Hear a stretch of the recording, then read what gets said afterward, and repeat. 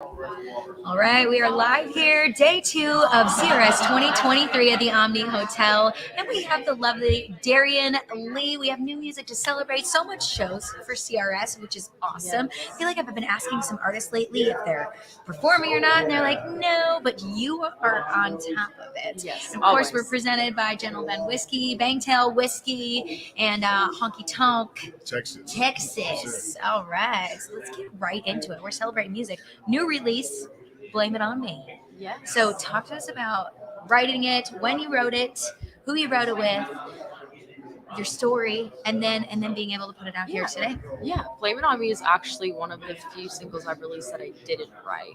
My producer and his wife wrote it, Emily and Mark Forney, Just My Butter. It's such a cool twist. It's like so cool. So cool. It's different than what I've released before, which really kind of made me intrigued by it. But the second I heard it, I was like, this would be so fun to play out. Like on stage, blame it on me, like whatever you want it to be. Because we've all been there. We've all been in the shoes where we've been like, you know what, I just want out. You can blame all of the things on me. I don't care because I'm moving on. Yeah. And it's just kind of the way of very empowering. Yeah. Sexy, kind of dark. Is that what you mean by like different for other releases? Well, and the music, just the tone of the music is so different. I've done like very, very country, very pop edge. So it's kind of like just that trail of honing in on my sound a little bit more. Awesome. Let's talk about the production side. Yeah. Going in for it. What were, conversations like, who did you produce it with? My producer's Mark Forney, who actually was a writer on the song, and they had a good track on it. I kind of like to mix it up a little bit. We put like a steady beat behind it to kind of give it that 2000s country feel, but also bring it into today's country too. And it was really just like, let's brighten it up and make it one of those songs that people just put on and just sing. I love it. 2023, I know it's feeling like we're getting back to normal again. The shows are opening up. I mean, the floodgates have opened. Artists, tours, supporting acts, all the big things are going. What are you most excited about? New music too, and I imagine getting back touring again. Live shows. Yeah. I have a few opening slots this summer that I'm very excited to get to, and just honestly playing and more playing. Yes. So now your recent residency, that's just a mouthful this morning, residency full-time is Nashville. Right, yes. How have you been loving it? You're playing rounds, you're playing out, you're playing the famous Casa Rosa, yes. Miranda Lambert's. That's like a dream for any artist playing downtown. Love that place. It's such a beautiful space, right? Yes, it's so fun. It's the most pink bar on Broadway. That's always what I say. You will not find another bar that will be more pink. There's purple. And there's flowers everywhere. It's beautiful. It's always so fun to play. Yeah, I'm playing at a variety of different places downtown a few times a week. Honing in on that too, on the hustling. I'm going to put in the groundwork to get something. Yes. So. Fun question, really quick. What's the most requested song you're getting? Are you getting flowers? We were talking about Miley Cyrus a little bit yesterday. I've gotten it a couple of times. Okay, so it is not a ton these days. Just a few times. A lot of what I get is lately it's been a lot of Keys and Musgraves, which has been kind of different. Yeah, she doesn't have any new releases, so it's interesting. No, exactly. Tell me about Leave when it came out too as well. You guys were really excited about that one. I think we did a little talk here on the show. Yeah. At least had you on doing that. Kind of the backstory of that one. I'm sure that's a favorite one to perform too. Yeah. That one is so special because I think it's so vulnerable and people really relate to it. I wrote that with Charlie Reynolds and Cameron Palmer, and the write was so smooth. And you can't always say that about write. Sometimes it's hard, and sometimes it's just easy, and sometimes it's somewhere in between where you get so far and you have to work to get further. But that song was really just a smooth write through and through, and being able to play that one out has been really fun too. I love that. And y'all had Jackson come out Yes, after that too as well. Tell us all about that one. How's the response been there? That one's been really cool. That one I wrote by myself before I moved to Nashville, so it has all of the vibes of reminiscing and just loving on my hometown and my family. Writing that before I moved was really cool, especially releasing it living here. And I filmed a music video, the cover art is all in a very special place to me back home. So it just felt very full circle.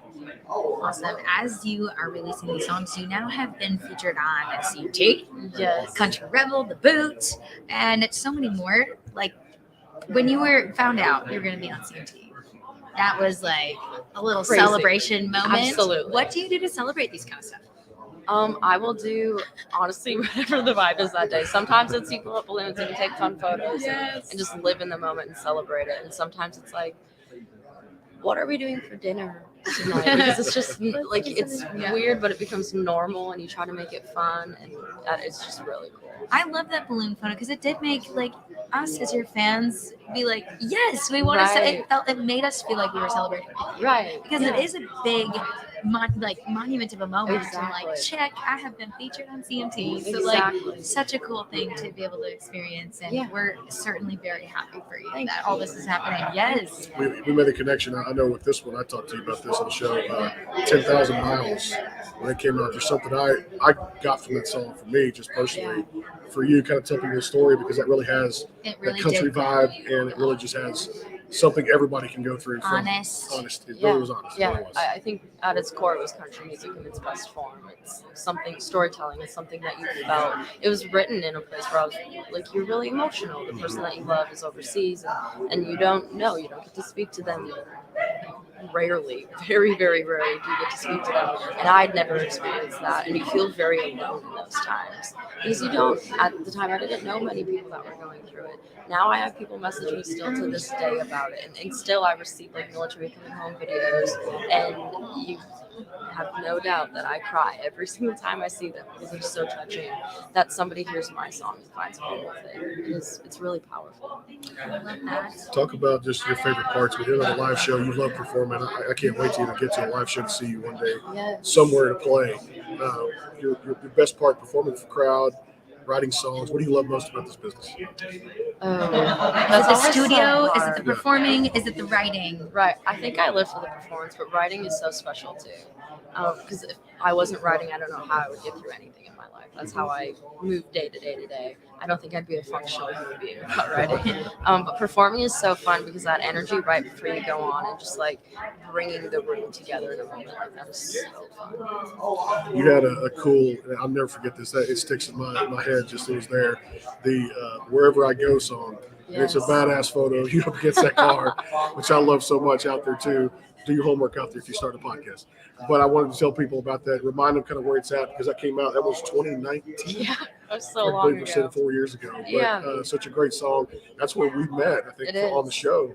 At the same time, remind people just how fun of a song that was. And that makes you one of our first guests, right? I want to say, on the show. 2019. I love it. You're like an OG. Oh my gosh, yay. That's so fun. That's a pretty good memory to keep, too, when it comes down to it as well. Yeah. But just a great song, and I'm sure you guys still today, it has to be one of your crowd favorites. Yeah, I still get requested it whenever I'm playing. I can be playing a show on Broadway where you're primarily playing covers, and people will be like, I really love your song Wherever I Go. Can you please play it? I'm like, how did you come across it? And also, thank you. Yeah. That photo is so fun. I was not of legal age to drive that vehicle yet because you're not supposed to drive rented vehicles. I may or may not have driven it in a straight line back and forth.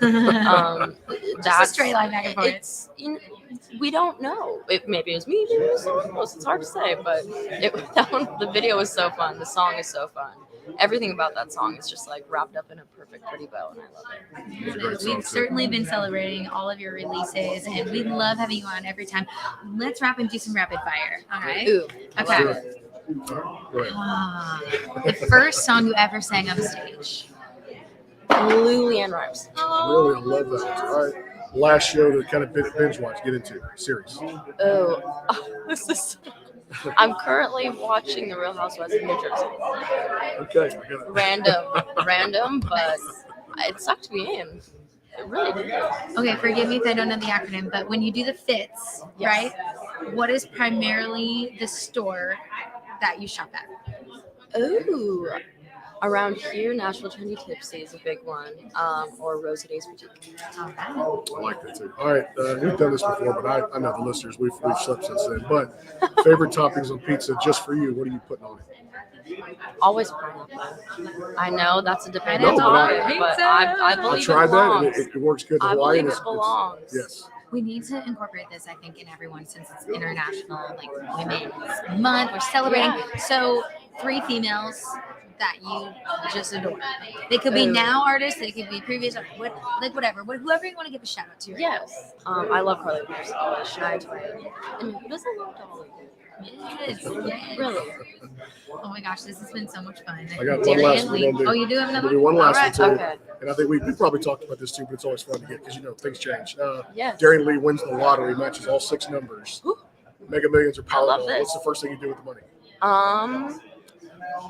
I'd probably buy all a the house. outfits. I'd probably buy a house. I don't want a huge house. That's a lot to clean, but I'd buy a house. Buy a house. I want a house. Okay. Y'all make sure that you guys go check out Dariann's music, all the songs we Blame talked it about. on me. Blame It On Me's out there too. Coming up here in a little bit, we're going back to Texas roots right now. He's killing all the Texas charts. David, Adam Burns, stand by for more here. CRS 2023. We'll see you back in just a bit. Stay tuned.